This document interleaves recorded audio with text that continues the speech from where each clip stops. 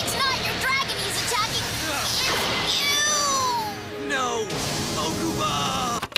I don't think there's a single mechanic that scares me more than permadeath. You know, when a character dies, they're gone forever kind of thing. It's weird, I both love and hate this mechanic. One, because it adds another layer of complexity, but if you're not willing to start all over, you're not getting them back. But what if I told you that there was a game that took it a step further?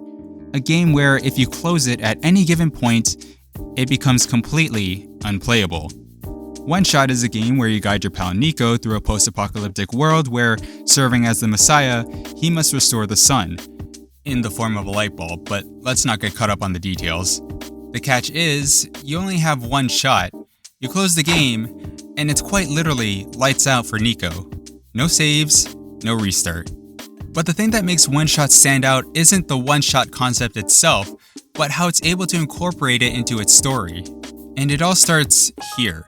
An unassuming pop-up telling us that we only have one shot, along with our actual first and last name for good measure. Aside from being kind of shocking, like, what the hell, how does this game know my name? It acts as a contract. By accepting its terms, you become connected to a much bigger problem than you could have imagined. You just didn't know it yet. You see, you don't play as Niko. You play as, well, God.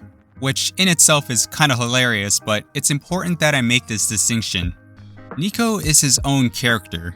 He has his own thoughts and feelings about this whole situation, and while he's not opposed to helping people, he just wants to find a way home. Through a series of dream sequences, we get a glimpse of what life was like before Niko had arrived. A small village surrounded by a vast wheat field, a loving mother, and the most adorable obsession with pancakes. These little moments are what makes us feel for the guy. They're what connects us to him.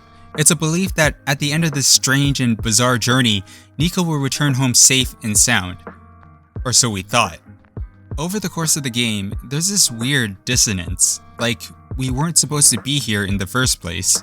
The computer, for example. As soon as we turned it on, it tells us two things. First, we're already too late and the world is beyond saving. Second, Niko wants to go home, and there's no one happier to fulfill this request than me. It's clear that there's some sort of other sentience other than ourselves at work here. Something that desperately wants to bring Niko home and will do whatever they can to stop us from restoring the sun. Which sounds crazy, right? Because it's quickly dismissed by the first person you meet, the Prophet Bot, who tells Niko that he's the savior who would save the world from eternal darkness. The question now is, who do you end up trusting? So, are you the Messiah? That's what I've been told. I expected someone taller. Or at least someone that doesn't look like a kitten. That's what you are, right? Some sort of cat? Nuh-uh. I'm a person. OneShot is at its very best whenever it comes to world building. For a game that's about 2 hours long, it's amazing how much thought was put into developing this little world. The Barrens, Glen, and Refuge all have attributes that make them stand out from one another, and they all serve a purpose. From research and development to housing, one thing is for sure, the sun's absence was devastating. It did, however, showcase the creativity in finding new light sources in the form of phosphor, an element that was able to store light. Scientists discovered that shrimps were absorbing toxic gases in the Barrens and were emitting blue phosphor, hence why you see them in jars and these giant pools. We also learned that robots are designed with a set of rules they must abide by, something that will play a very crucial role in the remake. This kind of world building is littered throughout the game and gives you an idea of how dire the circumstances are, but it's quickly balanced out by the more lighthearted moments. The music and the few cutscenes we get are an absolute joy to watch. Although things look bad now, it wasn't always like this. There is some beauty left in this world, both in the world itself and its people. Whether it's the stoic and mysterious Silver, the siblings Calamus and Alula, or George, the librarian with 6 different personalities, they all bring life to an otherwise bleak and depressing world. All of a sudden, your focus shifts from finding a way home to saving all the ones we met along the way.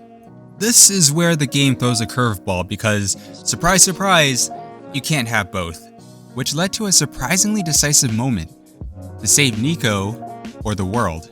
I think everything leading up to this choice was brilliant. The game really wanted you to lean to one side, but was able to counter that argument by letting you see it for yourself. You ask yourself if it really is too late, and are these people you've just met worth saving? And what about Niko? Are you willing to sacrifice the entire world for one person? OneShot was able to put the onus solely on you, and I'm not lying when I say that this is one of the hardest decisions I've made while playing a game, because remember, you only have one shot. Whatever you choose is permanent.